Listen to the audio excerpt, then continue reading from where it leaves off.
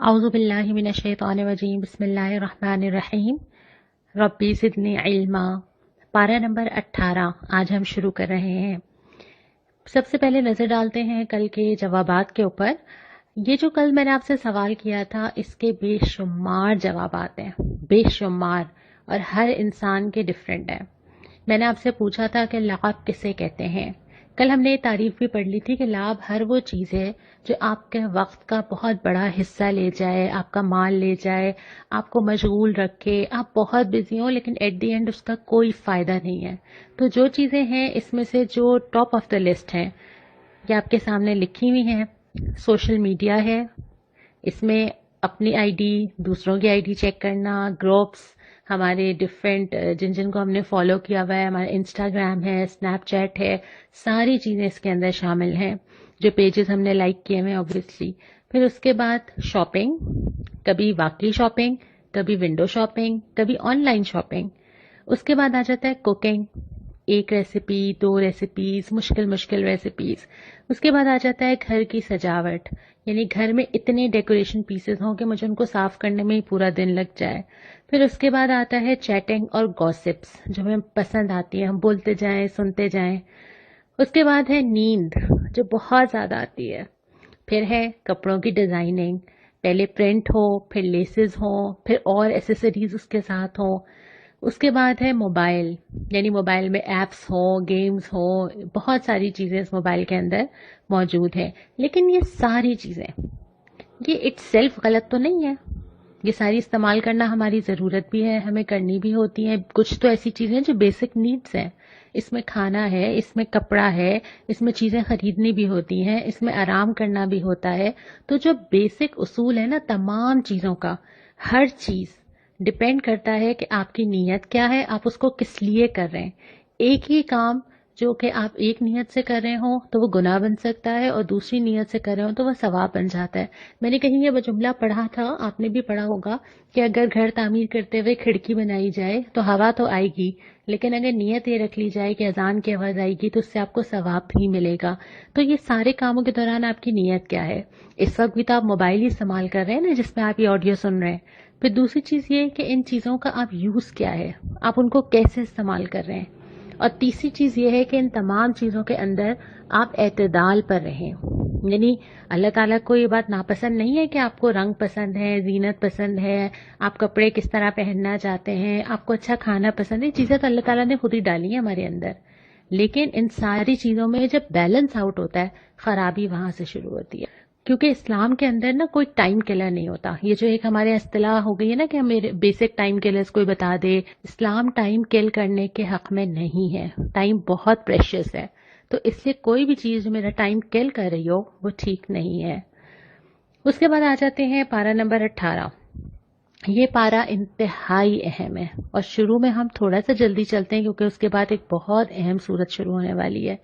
پہلے ربع کے اندر سورہ مومنون ہے جو کہ ایک مکی سورت ہے، اور اس کی ابتدا ہی ایسے ہوتی ہے، یقیناً فلاح پائی اہل ایمان نے۔ یہ جو لفظ فلاح ہے نا یہ ہے کامیابی، اچیومنٹ، اور دنیا میں انسان بہت ساری کامیابیوں کے پیچھے بھاگتا ہے۔ ڈگری ہو، شادی ہو، گھر بنا لیا، بہت ساری سیونگ کر لی، بہت سارے اپنے ہم نے کرائٹیریاز طے کیے ہوئے ہوتے ہیں، مائل سٹونز بنائے ہوئے ہوتے ہیں جس کو ہم سمجھتے ہیں کہ یہ ہماری کامیابی ہے۔ لیکن اللہ تعالیٰ اس ساری چیزوں کا ذکر ہی نہیں کر رہے۔ وہ کہہ رہے ہیں کہ کامیابی تو ان لوگوں کے لیے ہے جنہوں نے نماز میں خشوع اختیار کیا، اپنی نمازوں کی حفاظت کی، لغویات سے دور رہے، زکوٰۃ کے طریقے پہ عامل رہے، شرمگاہوں کی حفاظت کرتے رہے، اپنی امانتوں اور عہد کا پاس رکھا۔ کامیابی تو یہ ہے کہ آدمی اللہ کی راہ میں لگا رہے۔ پھر فرمایا کہ تخلیق کا کام تو صرف اللہ ہی کر سکتا ہے، اور پھر وہ ساری چیزیں گنوائی ہیں جو اللہ نے بنائی ہیں اور وہ ہم نے نہیں بنائی، انسان سے لے کے درخت سے لے کے بادل سے لے کے آسمان سے لے کے زمین تک۔ پھر فرمایا قصہ نوح کا پورا ذکر کیا، دوبارہ سے دہرایا، اور فرمایا کہ آزمائش تو ہم کر کے ہی رہتے ہیں، اللہ تو آزماتا ہے، اور یہ کئی بار آ چکا ہے۔ تو جب اللہ تعالیٰ نے اپنے نبیوں کے سامنے وہ مختلف حالات سے آزماتا رہا تو اللہ تعالیٰ مجھے اور آپ کو کیوں نہیں آزمائے گا؟ پھر فرمایا کہ ہر قوم اپنی مہلت کا وقت مکمل کرتی ہے، کامیابی یہ ہے کہ انسان نیکی کے راستے پر ہو، جو ہم نے پہلے بات کی کہ یہ مال زیادہ ہونا، اولاد زیادہ ہونا، گھر کا بہت اچھا بن جانا، یہ چیزیں کامیابی نہیں ہے۔ یہ چیزیں طے نہیں کرتی کہ اللہ کے نزدیک کون کامیاب اور کون ناکام ہے. اللہ تعالیٰ کے نزدیک تو یہ چیزیں میٹر ہی نہیں کرتی. تو اللہ تعالیٰ تو کامیاب اس کو کہتا ہے جو اللہ سے قریب ہے. اس کے بعد فرمایا کہ اللہ تعالیٰ کسی کو اس کی طاقت سے زیادہ تکلیف نہیں دیتا. یعنی جس انسان کے اوپر ہمیں لگتا ہے کہ اچھا ہم شاید یہ نہیں کر پائیں گے، ہمیں لگتا ہے کہ نہیں اگر ہم دین پہ چلیں گے میری ہمت نہیں ہے، میری طاقت نہیں ہے. نہیں، ایسا نہیں ہے. اللہ تعالیٰ آپ سے جو مطالبہ کرتا ہے وہ آپ کی طاقت کے حساب سے ہی کرتا ہے. ہم شاید اپنے آپ کو بہت انڈر ایسٹیمیٹ کرتے ہیں. اور پھر فرمایا کہ ہم تو ان کا اپنا ہی ذکر ان کے پاس لائے ہیں. یعنی کتنی مزے کی بات ہے نا کہ اللہ تعالیٰ کہہ رہا ہے کہ اس میں تو تمہارا ہی اپنا فائدہ ہے، تمہاری بات ہو رہی ہے، تمہاری فلاح ہے، تمہیں نقصان سے بچانا ہے، سب کچھ تمہارے لیے ہے. لیکن یہ اس سے بھی منہ موڑ جاتے ہیں. پھر اس کے بعد ہم دوسرے وبا کے اوپر آتے ہیں. فرمایا کہ اگر ہم ان کی تکلیف دور کر دیں، جس حالت میں یہ ابھی ہیں، جو اللہ کے سامنے دعائیں مانگ رہے ہیں کہ اللہ ہمیں اس وبا سے نکالیے، اس حالات سے نکالیے، اگر ہم یہ دور کر دیں گے یہ پھر کس سرکشی کی طرف چلے جائیں گے. میں کل یہ سوچ رہی تھی کہ ابھی جو ہمیں اللہ تعالیٰ سے تعلق محسوس ہو رہا ہے، ہم گھر کے اندر ہیں، ہم اتنا وقت دے رہے ہیں کہ رمضان چلا جائے گا تو ہم واپس اسی روٹین پہ چلے جائیں گے کہ پھر بس ہم اگلے رمضان کا انتظار کریں گے نیکی پہ چلنے کے لیے. پھر اس کے بعد اللہ تعالیٰ کے سارے احسانات، اللہ تعالیٰ کی قدرت ایک ایک کر کے گنوائی گئی ہے کہ تمہیں سماعت دی، تمہیں دل دیا، زندگی دی، تمہیں موت بھی دیتا ہے، پھر تمہیں اقتدار بھی دیتا ہے، ساری چیزیں ذکر کی ہیں. اور پھر فرمایا اے نبی صلی اللہ علیہ وسلم برائی کو بہترین طریقے سے دفع کریں. فرمایا تو آپ صلی اللہ علیہ وسلم کے ساتھ تھا، لیکن اس سے ہم سب کے لیے اصول ملتا ہے کہ اگر کوئی بھی برائی کرے، آپ کو اختیار ہے، کوئی آپ کے ساتھ برا کرتا ہے تو آپ اس کو روک سکتے ہیں، آپ جواباً اس کو منع کر سکتے ہیں. لیکن اللہ تعالیٰ چاہتا ہے کہ ریٹرن بہتر ہو. اللہ تعالیٰ کو یہ پسند نہیں ہے کہ دو لوگ آمنے سامنے ایک برائی کرے اور دوسرا بھی برائی کرے. اللہ تعالیٰ کو یہ پسند ہے کہ ایک آدمی برائی کرے تو سامنے والا اس برائی کو وہاں روک لے، اس کو بڑھنے نہ دے. اور اس کے بعد پھر یہ فرمایا کہ قیامت کے دن سب لوگوں کو حسرت ہوگی، ایک موقع، ایک دفعہ، تھوڑے دن کے لیے واپس بھیج دیں، تھوڑا سا وقت مل جائے، بس اب سمجھ آ گئی ہے. لیکن اللہ تعالیٰ کہے گا کہ نہیں، اب کوئی وقت تمہیں واپس ملنے والا نہیں ہے. یہاں سے ایک انتہائی اہم موضوع شروع ہو رہا ہے اور وہ ہے سورہ نور.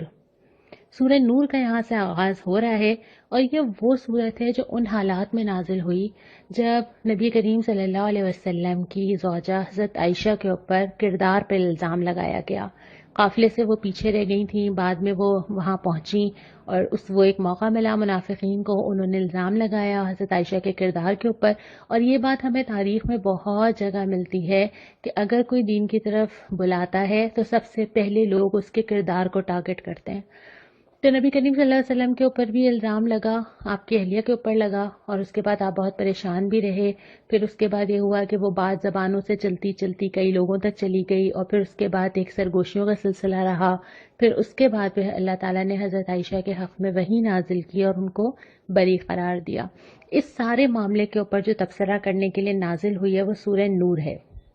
اس صورت کے اندر ری ایکشن نظر نہیں آ رہا. مطلب ایسا نہیں ہو رہا کہ اللہ تعالیٰ کہہ رہے ہیں کہ اچھا جس نے یہ الزام لگایا وہ دوزخ میں جلے گا، جو یہ کچھ بات نہیں ہو رہی. اس لیے کہ آپ کے ہاتھ میں وہ ہے جو آپ کر سکتے ہیں، کوئی اور آپ کے ہاتھ میں نہیں ہے. اگر آپ نے کبھی ڈپریشن اور سٹریس مینجمنٹ کی کلاسز لی ہوں گی تو اس کے بیسک اصولوں میں سے ایک چیز یہ ہے کہ آپ صرف اس چیز کے بارے میں سوچیں جس کو آپ بدل سکتے ہیں. جو چیز آپ نہیں بدل سکتے نہ آپ اس کے رسپانسبل ہیں اور نہ وہ آپ کے ہاتھ میں ہے. تو اسی طرح اللہ تعالیٰ جو سورہ نور میں تبصرہ کرتے ہیں نا، ایک بڑے بادشاہ کا تبصرہ نظر آتا ہے جس کو کوئی فرق نہیں پڑتا اگر کسی نے کچھ کہہ دیا، بلکہ وہ اس کے بعد تبصرہ کرتے ہیں اور اس کو 3 حصوں میں تقسیم ہوتی ہے سورہ نور. پہلا آتا ہے کہ اچھا اگر یہ پرابلمز آتے ہیں اس طرح کے، قانون بننے چاہیے، صحیح سزا ملنی چاہیے، غلط آدمی کی پکڑ ہونی چاہیے، قانونی نظام میں کیا کیا چیزیں ہونی چاہیے کہ ایسی نوبت نہ آئے. دوسری بات یہ آتی ہے کہ کیا سیکھا اس واقعے سے، کیا تمہیں سبق سیکھنا چاہیے، کون سی چیزیں امپروو کرنی چاہیے. اور یہ بھی خطاب ہو رہا ہے مسلمانوں سے، ان سے خطاب نہیں ہو رہا جو منافق ہیں یا جنہوں نے الزام لگایا ہے، جو اس سے شر پھیلا رہے تھے. اللہ تعالیٰ ان سے مخاطب نہیں ہو رہا، اللہ تعالیٰ مسلمانوں سے مخاطب ہو رہا ہے. جیسے ہمارا جو ایک خاص جملہ ہے نا کہ تم تو اچھے بچے ہو، تمہیں تو یہ نہیں کرنا چاہیے. اور دوسری بات یہ کہ اگر کوئی کچھ بھی کرتا رہے، تمہارے ری ایکشن نے چیزوں کو بڑھایا تم وہاں روک سکتے تھے، تمہیں کیا کرنا چاہیے تھا. اور پھر تیسرے حصے میں جب آپ آگے پڑھیں گے، اللہ تعالیٰ نے معاشرتی احکامات دیے ہیں کہ آپ کے معاشرے کے اندر کون کون سی چیزوں کا خیال رکھا جائے. تو ایک ایک کر کے ہم اس کو لے کے چلیں گے. اب ہم ان تینوں چیزوں کو الگ الگ لے کے چلتے ہیں. سورہ نور کے اندر جو پہلی چیز شروع ہوتی ہے وہ اس بات سے ہوتی ہے کہ یہ جو سورت ہم نے نازل کی ہے، یہ ہم نے فرض کی ہے. یہ ہم نے تمہارے لیے آپشنل نہیں رکھا، نہ یہ ہم نے تم سے سفارش کی ہے کہ تم مان سکتے ہو تو مان لو، بلکہ جیسے اللہ تعالیٰ نے نماز، روزہ، حج، زکوٰۃ فرض کیے ہیں، ایسے ہی یہ سورت اور اس میں آنے والے احکامات فرض کیے گئے. دوسری بات یہ کہ اگر کوئی یہ معاشرے کے اندر زنا پرورش پا رہا ہو اور اگر کہیں یہ ثابت ہو جائے واقعتاً، تو پھر جو کرنے کا کام یہ ہے کہ اعلان سزا دی جائے.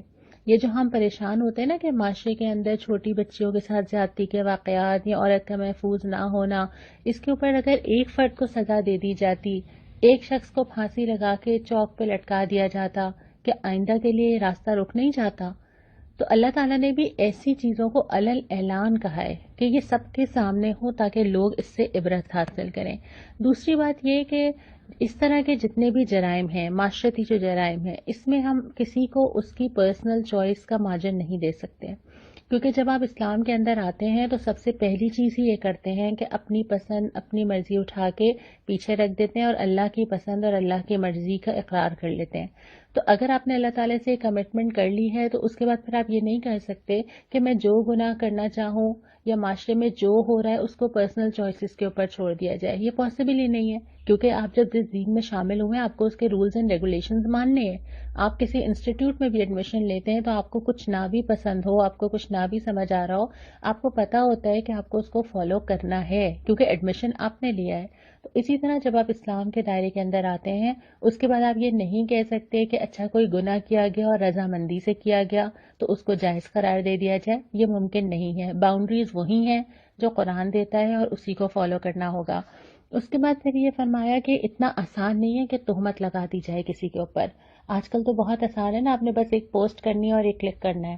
لیکن اگر کوئی شخص کسی پہ تہمت لگاتا ہے اور وہ غلط ثابت ہوتا ہے تو اس کو بھی شدید سزا دی جائے گی، تاکہ یہ والا ٹرینڈ بھی ختم ہو کہ جس کا جو دل چاہے وہ کسی کے بارے میں کچھ بھی کہتا پھرے. اس کے بعد پھر مسلمانوں کی طرف رخ کرنے سے پہلے ایک قانون اور آیا ہے، اور وہ قانون یہ ہے کہ اگر یہ معاملہ میاں بیوی کے درمیان ہو جائے. دوسری چیزوں میں تو یہ ہو سکتا ہے نا کہ معاملہ کسی کے بارے میں سالو نہیں ہو رہا، پتہ نہیں چل رہا، چیزوں کے بارے میں ڈاؤٹ ہے تو شاید چھوڑا جا سکتا ہو. لیکن میاں اور بیوی کے درمیان یہ ممکن نہیں ہے، کیونکہ ایک پوری فیملی، ایک پورا خاندان ہے جو انہوں نے لے کر چلنا ہوتا ہے اور اس کے اثرات نسلوں تک جاتے ہیں. تو اگر دونوں میاں بیوی کے درمیان یہ بات ہو کہ کسی ایک کو یہ یقین ہو کہ اس کے ساتھ اس کا شوہر یا اس کی بیوی مخلص نہیں ہے، تو وہ عدالت میں جائیں گے، قسم کھائیں گے، اقرار کریں گے. یہ مرد بھی لے کے جا سکتا ہے عدالت میں اور عورت بھی لے کے جا سکتی ہے. اور اس کے بعد دونوں قسمیں کھائیں گے اور آخری قسم یہ کھائی جائے گی کہ اگر میں جھوٹا یا اگر میں جھوٹی ہوں تو مجھ پر اللہ کی لعنت ہو. اور اس کے بعد جب وہ یہ قسمیں کھا چکیں گے اور یہ محسوس ہو چکا ہوگا کہ اب ان دونوں کے پاس واپسی کا کوئی راستہ نہیں ہے، تو پھر عدالت کا یہ کام ہے کہ وہ دونوں کے درمیان طلاق کروائے گی، علیحدگی کروائے گی. اور یہ تینوں چیزیں جو ابھی ہم نے پڑھی، یہ وہ کام ہیں جو گورنمنٹ لیول پہ ہونے ہیں. لیکن کچھ رسپانسبلٹی تو پرسنل لیول پر بھی بنتی ہے نا، ہم سب کی بھی تو بنتی ہے نا، کہ اگر ہم کوئی ایسی بات دیکھیں سنیں تو ہمیں کیا کرنا چاہیے. پہلے تو یہ فرمایا کہ واقع افق کو، اس الزام لگانے کا جو واقعہ تھا حضرت عائشہ کے اوپر، اس کو تم شر نہیں خیر سمجھو. بہت سارے واقعات ایسے ہوتے ہیں جس میں دونوں پہلو ہوتے ہیں. اللہ تعالیٰ شر سے خیر اور خیر سے شر نکالتا ہے، اور ہم بہت بعد میں جا کے ریئلائز کرتے ہیں. جیسے ہمارے ابھی کے حالات ہیں، مشکل میں تو ہیں بہت زیادہ، لیکن اس سے بہت ساری پازیٹیو چیزیں بھی آئی ہیں. ہم نے اپنا جائزہ لیا ہے، اپنے اوپر غور کیا ہے، کہاں وقت لگ رہا تھا، پیسہ کہاں جا رہا تھا، ہمیں اپنی فیملیز دوبارہ نظر آنا شروع ہو گئی ہیں، ہم آپس میں ایک دوسرے کے ساتھ ٹائم گزار رہے ہیں، ہم اپنے آپ کو ڈسکور کر رہے ہیں بہت ہی مصروف زندگی کے بعد. تو ہر چیز کے اندر دونوں پہلو ہوتے ہیں. اس واقعے کے اندر سے بھی خیر جو نکلا ہے وہ سورہ نور ہے کہ اللہ تعالیٰ نے وہ احکامات سارے نازل کیے، پھر لوگ کھلے، پھر لوگوں کے آنے والے مسائل کا لوگوں کا اندازہ ہوا، اللہ تعالیٰ نے رہنمائی کی. تو ہر چیز میں صرف شر ضروری نہیں ہے، اس کا کوئی خیر کا پہلو بھی ہو سکتا ہے. دوسری بات یہ کہ جس نے اس میں جتنا حصہ لیا اتنا ہی اس نے گناہ سمیٹا. واقعات تو آتا ہے گزر جاتا ہے، یہ واقعات معاشرے کے اندر بھی ہوتے ہیں، یہ واقعات خاندانوں کے اندر بھی ہوتے ہیں، گھروں کے اندر بھی ہوتے ہیں، کہ کسی بھی بات کو اتنا آسان نہ سمجھا جائے کہ میں نے کہیں سے سنا اور کسی سے کہہ دیا، میں نے کچھ اندازہ لگایا اور کوئی بات پھیلا دی، بلکہ جس نے جتنا حصہ لیا کسی بھی طرح تو وہ اس کا جو ہے وہ گناہ سمیٹے گا۔ اس کے بعد یہ، تم لوگوں نے نیک گمان کیوں نہیں کیا؟ جو پہلا تم لوگوں کے دل میں خیال آنا چاہیے تھا وہ یہ تھا کہ نہیں، ایسا نہیں ہو سکتا۔ اور پہلے تم لوگوں کو جو اللہ تعالیٰ نے فرمایا بھی ہے نا، آگے ہم پڑھیں گے، ابھی سورہ حجرات بھی آئے گی، کہ تم لوگوں کا تو کام یہ تھا کہ تم 70 دفعہ نیک گمان کرتے، تم کہتے کہ نہیں ایسا ہو نہیں سکتا، تم لوگوں نے فوراً اس کو قبول کیوں کر لیا؟ اس کے بعد اگلی چیز یہ تھی کہ جنہوں نے الزام لگایا ہے تو وہ گواہ لائے، ان کے پاس پھر الزام لگانے کے لیے کوئی سالڈ وجہ ہونی چاہیے۔ جو ہمارے پاس یہ چیز الٹی ہوتی ہے، ہمارے پاس یہ ہوتا ہے کہ کوئی جو چاہے الزام لگا دے اور اس کے بعد اپنے آپ کو ڈیفینڈ کرنا اس آدمی کا کام ہے کہ وہ بتائے کہ وہ واقعی اس نے ایسا کیا ہے یا نہیں کیا ہے نا۔ تو اصول تو یہ ہے کہ جو الزام لگانے والا ہوگا اس کے پاس وجوہات ہونی چاہیے، اس کے پاس ثبوت ہونا چاہیے، اور اگر وہ غلط ہوگا تو پھر اس کو بھی سزا کے لیے تیار رہنا چاہیے۔ پھر ایک اور تنبیہ یہ کی کہ تم لوگ ایک زبان سے دوسری زبان لیتے چلے جا رہے تھے، اور ہم جانتے ہیں نا یہ ہمارے ساتھ ہوتا ہے، یہ جو ہم نے پہلے بھی بات کی تھی کہ جو گوسپس کا شوق ہے، یہ جو شیئر لائک کرنے کا شوق ہے، یہ جو ہم گھنٹوں گھنٹوں گفتگو کرتے ہیں جس میں ہم بہت ساری چیزیں ادھر سے ادھر ادھر سے ادھر ہوتی چلی جاتی ہے نا۔ تو ایک تو زبان کا پہلے بھی آیا تھا کہ زبان کی حفاظت کرنا بہت ضروری ہے، دوسری بات یہ کہ خاص طور پہ جب کسی کی عزت کا معاملہ ہو، بہت سارے معاملات ایسے ہوتے ہیں جس میں ہم اگر اظہار خیال نہ کریں تو کوئی فرق نہیں پڑتا، بہت ساری چیزیں ایسی ہوتی ہیں جو ہم آگے بات نہ کریں تو کوئی فرق نہیں پڑتا، اور بعض دفعہ یہ بھی ہو سکتا ہے کہ ہمیں جو چیز معلوم ہوئی ہے وہ سچ ہے، ضروری نہیں ہے کہ ہم جھوٹ ہی آگے کہیں، لیکن بعض سچ بھی اگر آگے نہ کہے جائیں تو کوئی فرق تو نہیں پڑتا۔ بعض واقعات پتہ چل جائے آپ کو، فیملیز کے اندر آپ کو کچھ چیزیں پتہ چل گئی ہیں، کسی کے کوئی پرابلمز ہیں جو آپ کو پتہ چل گئے ہیں، دو لوگوں کے درمیان میں کوئی ایشوز ہیں جو ہمیں معلوم ہو گئے ہیں، کیا ضروری ہے کہ ڈسکس کیا جائے؟ کیا ضروری ہے کہ وہ چیز میری زبان سے کہیں اور ضرور جائے؟ یہاں پہ اللہ تعالیٰ نے اس کو روکا ہے۔ اس کے بعد پھر ہم آگے آتے ہیں، پھر آتے ہیں معاشرتی احکامات۔ ایک چیز ہو گئی جو حکومت نے کرنی تھی، ایک تھی جو پرسنل لیول پہ کرنی تھی، ایک وہ ہے جو معاشرے کے اندر چیزیں بدلنے کی ضرورت ہے کہ ہمارے ہاں کچھ چیزیں رواج پا جائیں تاکہ جو ہے وہ کچھ حدود اور قیود برقرار رہیں۔ پہلی چیز یہ تھی کہ یہ حضرت ابوبکر صدیق نے وہ کسی کی مدد کیا کرتے تھے اور اس کے بعد انہوں نے قسم کھائی کہ میں مدد نہیں کروں گا کیونکہ انہوں نے حضرت عائشہ پہ الزام لگانے والوں کا ساتھ دیا ہے، تو اس پہ اللہ تعالیٰ نے یہ آیت دی تھی کہ نہیں تم ایسا نہ کرو، جو لوگ کسی صاحب حیثیت ہوں اور کسی کی مدد کر رہے ہوں تو وہ اپنی مدد جاری رکھیں، اور سوال یہ کیا ہے، تم نہیں چاہتے کہ اللہ تمہارے ساتھ رحمت کا سلوک کرے؟ ہم چاہتے ہیں نا کہ اللہ تعالیٰ ہماری ساری چیزیں چھوڑ دے، ہم جو کرے معاف ہو جائے، لیکن لوگوں کے ساتھ ہم یہ معاملہ کرنے پہ تیار نہیں ہیں، لوگوں کی ہم چھوٹی سے چھوٹی چیز معاف کرنے پہ تیار نہیں ہیں۔ تو جو معاملہ جو حدیث بتاتی ہے نا، جو زمین والوں پہ رحم کرے گا آسمان والا اس کے اوپر رحم کرے گا، تو وہی معاملہ ہم لوگوں کے ساتھ بھی کریں۔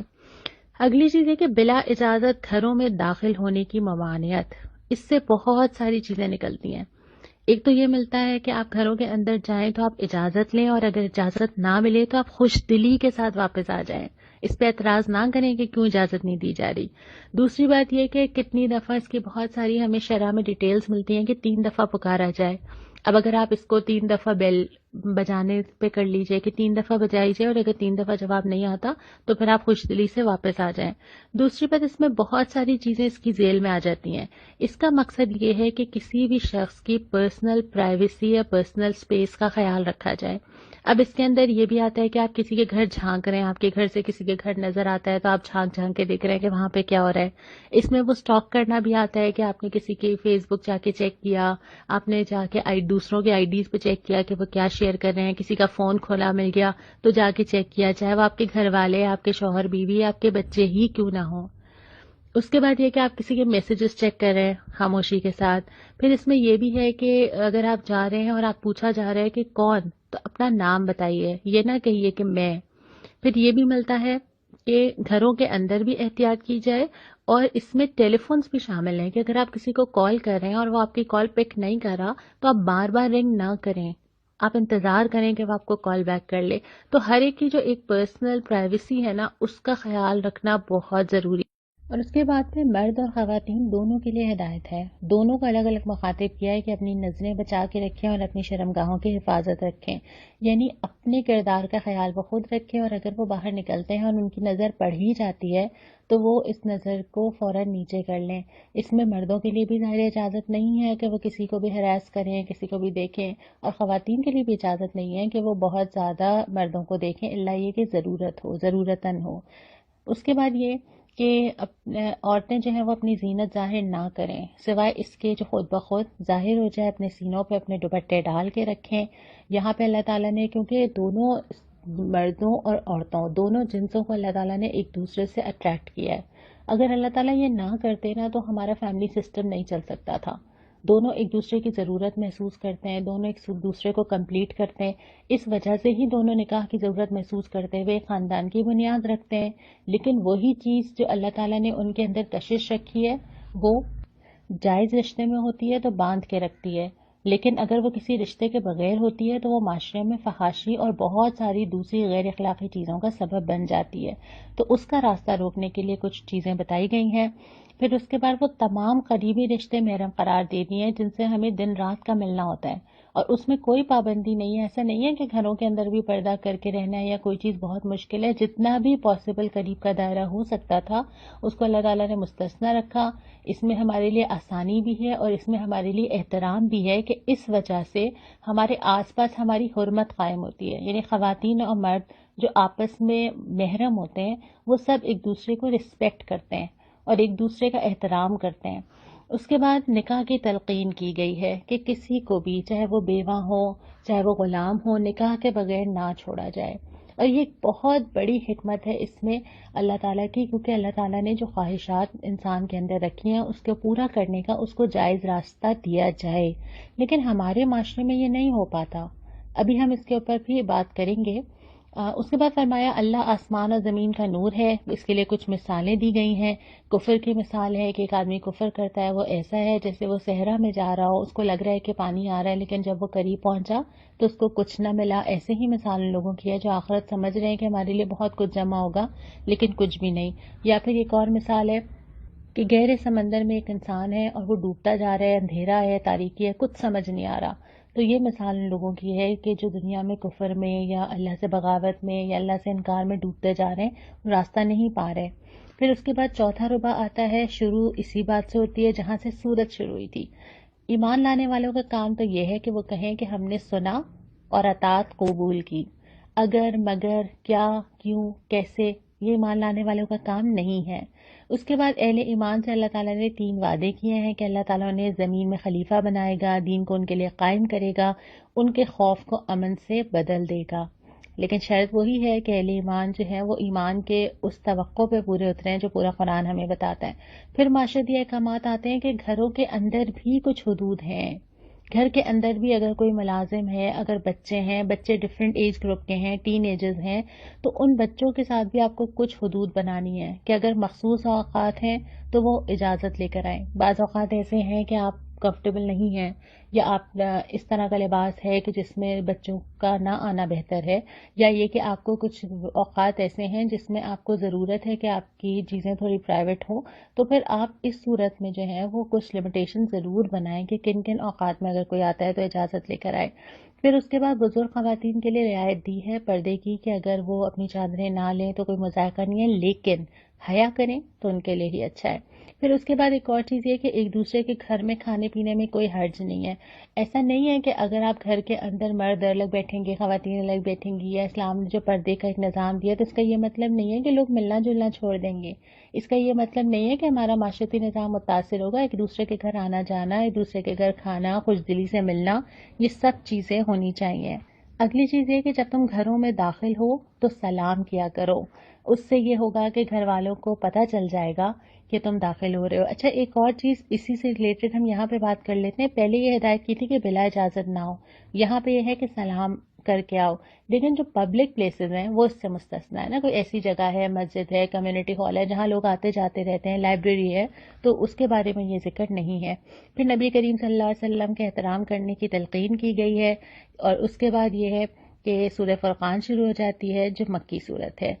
اور شروع ہی ایسے ہوتی ہے کہ بہت بابرکت ہے وہ جس نے یہ فرقان نازل کیا. فرقان کہتے ہیں ایسی چیز جو چھانٹ دے، الگ الگ کر دے، بالکل صاف صاف کہ حق کیا ہے، باطل کیا ہے، صحیح کیا ہے، غلط کیا ہے. تو یہ قرآن وہ چیز ہے. پھر اللہ کی قدرت کا ذکر کیا گیا ہے اور آخرت کی یاد دہانی کروائی گئی ہے. باقی سورہ فرقان کا حصہ انشاءاللہ ہم کل پڑھیں گے. جو سوال مجھے آج آپ سے کرنا ہے وہ یہ ہے کہ اس میں تو ہم نے پڑھا کہ نکاح کو رواج دو نا، اور حدیثوں میں بھی ہم نے پڑھا نکاح من سنتی، نکاح میری سنت ہے. یہ بھی ہم نے پڑھا کہ جو اسباب نہ پاتا ہو اس کو اسباب فراہم کیے جائیں کہ وہ نکاح کر لے، اور معاشرے میں بغیر نکاح کے چھوڑنا پسند نہیں کیا گیا. کیا وجہ ہے کہ ہمارے ہاں نکاح ایک بہت مشکل چیز ہے؟ یعنی کس چیز نے مشکل بنا دیا ہے؟ آپ مجھے بتائیے کہ وہ کون سی چیزیں ہیں جس کی وجہ سے آج کل شادی کرنا یا نکاح کرنا بہت مشکل کام بن چکا ہے. جو دعا تھی وہ آج 3 دعائیں آئی تھیں، تینوں ہی سورہ مومنون میں سے تھیں. اس میں سے جو ایک دعا وہ ہم پڑھ کے اختتام کرتے ہیں، آپ ضرور یہ دعائیں یاد کر رہے ہوں گے. ربی اعوذ بک من ہمزات الشیاطین واعوذ بک ربی ان یحضرون. اے اللہ، میں تیری پناہ مانگتی ہوں شیاطین کے اکسانے سے اور اس بات سے بھی کہ وہ میرے پاس آئیں. اللہ تعالی ہمیں شیاطین کے شر سے اور اپنے نفس کے شر سے اپنی پناہ میں رکھے. وآخر دعوانا ان الحمد للہ رب العالمین.